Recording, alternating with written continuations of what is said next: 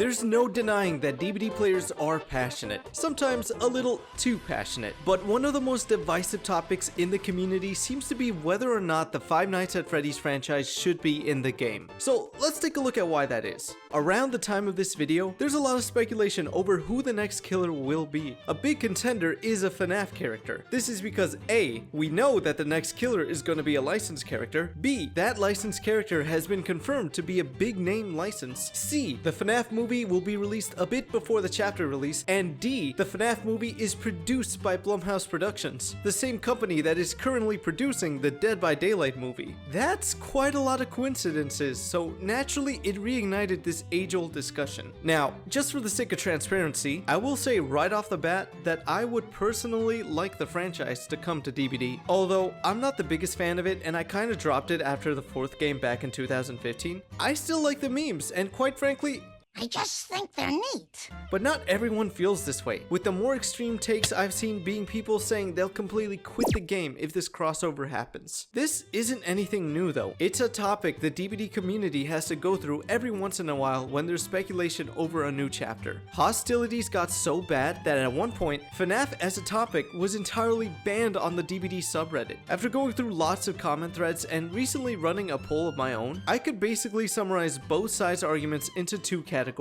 The first is FNAF's Legacy. It's arguably the most iconic indie horror game out there. For the genre, it is a huge success, from getting 13 different games to a whole theatrical movie, not to mention the tons of merch it has. On its merits alone, I've seen comments saying that even though they don't care for the game or even that they don't like it, they still feel like it's earned its spot in the DBD roster. Additionally, it would be the first inclusion of an indie game. That could set a precedent going forward, opening the doors for other indie fan favorites to join DBD's cast of characters. Also, due to its sheer size and popularity, it could potentially bring in so many new players into DBD. That huge boost in the player base would be a big dose of health for the game. But others would say that's not good news at all. They don't want the FNAF community anywhere near here. There's preconceptions that fan base is childish, entitled, toxic, and cringy. And to that I say, my gamer in Christ, you just described the DBD community sometimes. All in all, to me, this just sounds like gatekeeping. First of all, while yes, the FNAF community does have a younger audience, even if most of that audience were in their early teens when the first game came out, they'd be about 9 years older now and in their early 20s. Overall, to me, this argument doesn't have much ground to stand on, as it's just based on perception, and the good that come out from this would outweigh the bad here. Moving on to the second category, that is FNAF's in-game functionality, the argument has been made that it just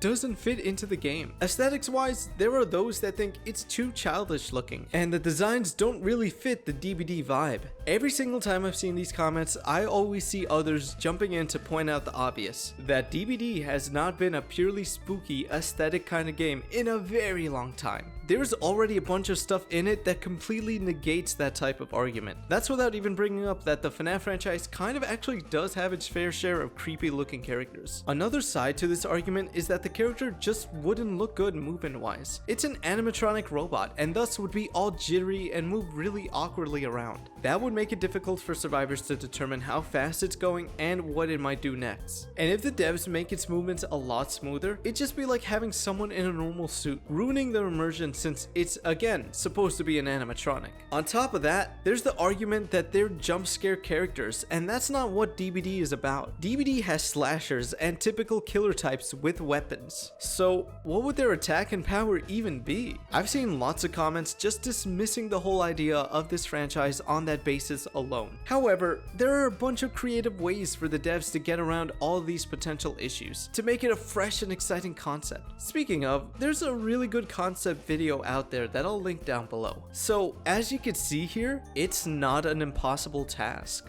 Whether or not we get FNAF soon, later, or never, its influence has already reached the DBD community, and this certainly won't be the last time it's discussed so heavily. So tell me, what do you think? Do you want FNAF in DBD? Do you agree or disagree with anything that I said? Let me know down below, and thanks for watching.